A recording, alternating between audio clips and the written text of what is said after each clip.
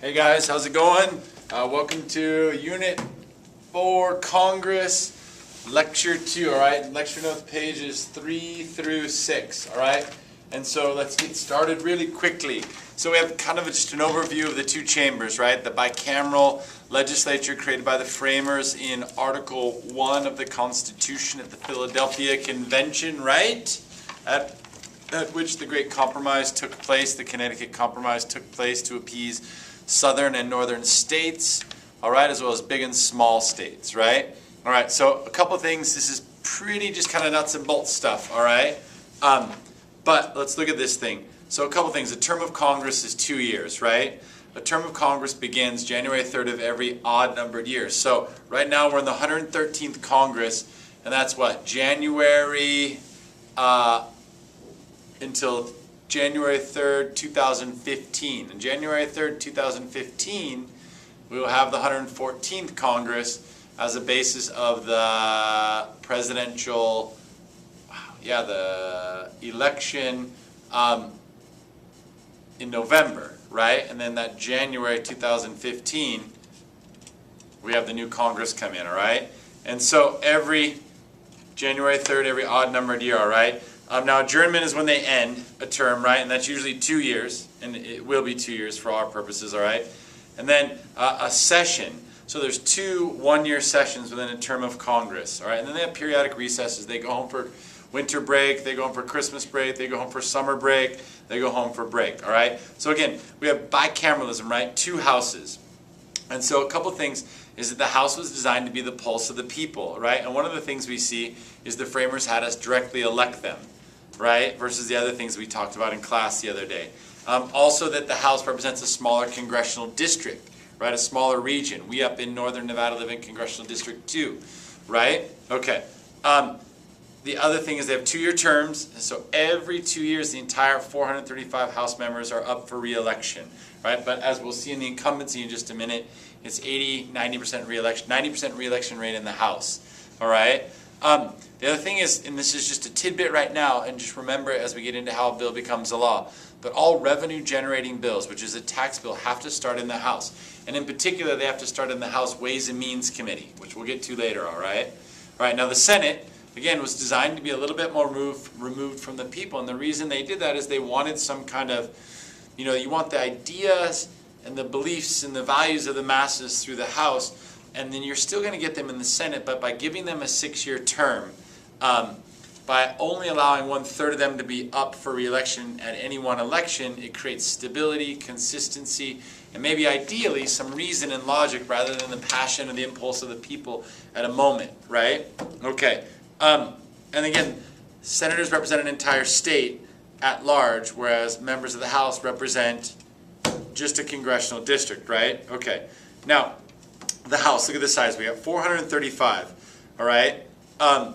And the number of people you have in the House is determined by state's population, right? So Nevada has 4 U.S. House seats, therefore 4 U.S. House districts, right? Where California has 53 House seats and 53 House districts, right? But they both have 2 senators, right?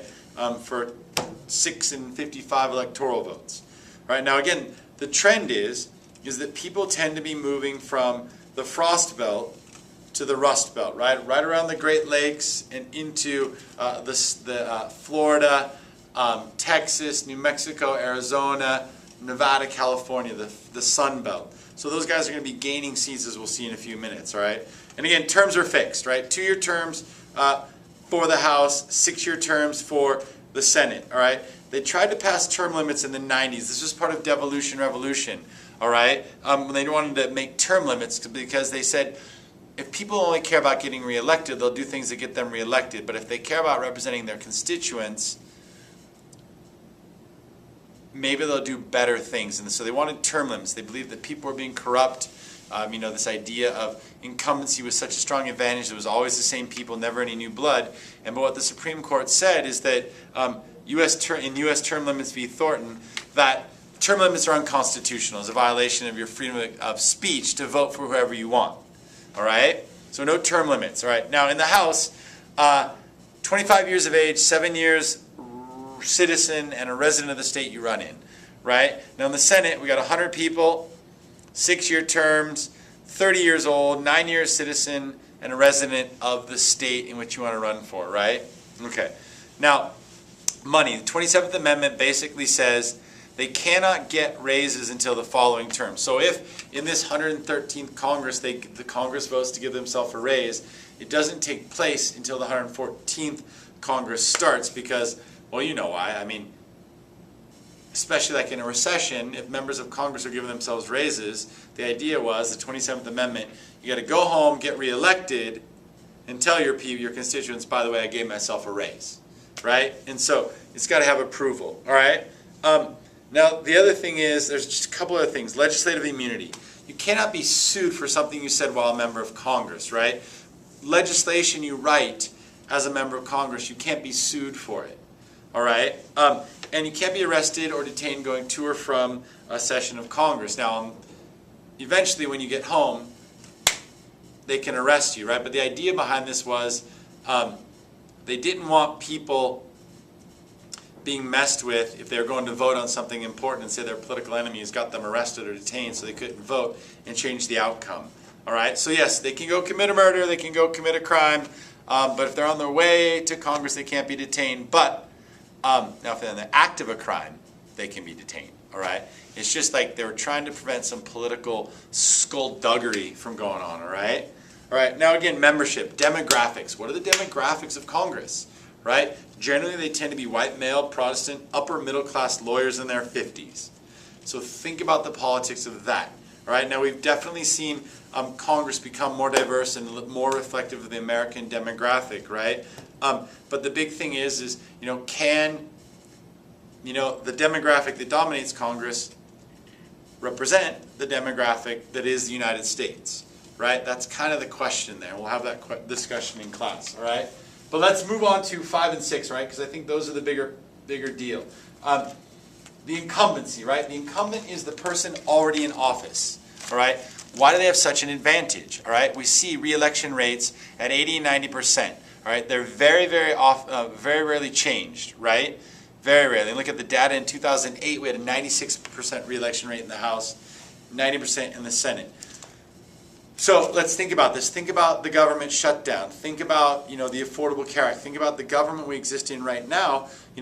If in these next elections in November, do incumbents get taken out because people were, what did we say the other day? We looked. There was a 9% approval rating of Congress, right? I mean, do we see maybe some turnover and incumbency get challenged, or is it so strong and an advantage to be an incumbent that even in a year in which people are saying 9%? Approval ratings of Congress, they still have 80 or 90% re-election rates. Or is that data we looked at the other day, that, Congress may be at 9%, but you and I all approve of what our members of Congress are doing. I mean, generally the trend is, right? So maybe they re-elect their own guy again and again, but they hate the guy in the other state, or they're all corrupt, but that ends up being the same people get elected. All right. So look at these advantages of incumbents. Now, we saw these in Unit 1. All right, in congressional elections, and in Unit 2, right? But so they're back again, right? And these are unique to incumbents, meaning challengers don't have them, all right? Franking privilege, which is free mail, right? They have staffers to help give them knowledge. We talked about this in class the other day. Somebody asked the question. Staffers are incredible power. They can do casework for your constituents. Your staff members can help your constituents out, which benefits you, right? Patronage. You can get people jobs, right, through your job. Through your contacts as a member of Congress.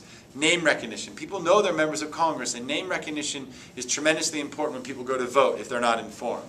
All right? Casework, again, this idea that you do things for your constituents, right? Right now, your senators and congressmen are getting your Christmas presents, right? Your pocket constitutions, we're waiting on them to do the casework for me, right, to get those to us so we have them. Right? They help great-grandma figure out the Affordable Care Act. They help your, an uncle who's a veteran help get veterans benefits. Like, they do stuff for their constituents. And that is and that helps them in elections because people feel happy when they're helped by their members of Congress. Now, again, you can have the converse, right? And staffers can help them get those things done.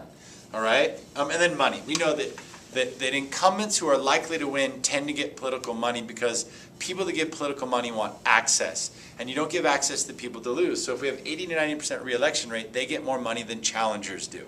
All right? Now, again, a challenger can come around who's incredibly strong and maybe outspend or outcompete. You know, incumbents lose at times, all right? But they have to be strong challengers. All right, so now let's move into this idea of gerrymandering, all right? Gerrymandering is an incumbent advantage, but first, before we look at gerrymandering, we have to understand this idea of reapportionment, all right? So here's the deal. The Constitution says that every 10 years, the country needs to be counted. That's the census, all right? And the census is used for a variety of things, but here we're worried about congressional districts, not Senate seats. Those will always be the same, but congressional seats, all right? House seats, all right? So in 2000, right, they did a count of the country. In 2010, they did a count of the country, right? And in 2010, Nevada had a significant population increase. You know, Vegas was one of the fastest growing cities in the country for a long time. So, because we had a huge increase in population, we were awarded a new congressional seat. Now what that means is somebody, probably around the Rust Belt, lost one of their congressional districts. So if you have a significant population decrease or a significant population increase, you can lose a seat or gain a seat. Now, what we're doing though is reapportionment means we take the 435 seats that exist and reapportion them or redistribute them. So while some of our Rust Belt states are losing seats, some of our Sun Belt states are gaining seats. But still 435 redivided different ways. Does that make sense? Okay. Now again, the lowest number of members you can have in a House is going to be 1. Right? You have to have at least 1. So we see some of our states that have 3 electoral votes. That's because they have 2 senators and 1 House seat. Now, the census happens every 10 years, and then reapportionment happens. And what reapportionment is somebody either loses or gains a seat. All right? So that's easy. Now here's the deal. After you've been reapportioned or given a seat, you need to redistrict. And what redistricting means is redraw the congressional districts in your state to reflect that. So Nevada had 3 congressional districts, and we'll look at the map in class, all right? And we've already looked at it.